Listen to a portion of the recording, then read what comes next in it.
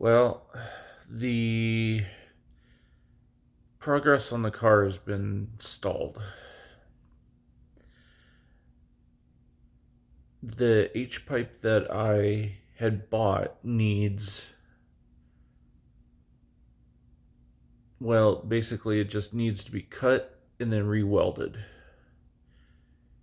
Because it does not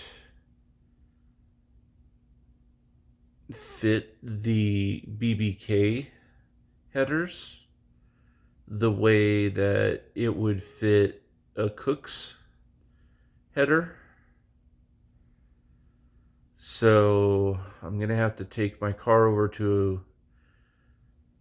probably a muffler shop or some exhaust shop and see what they can do.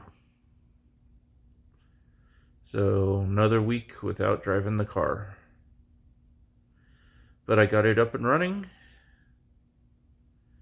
and I have to order new O2 sensors. Other than that, car's good.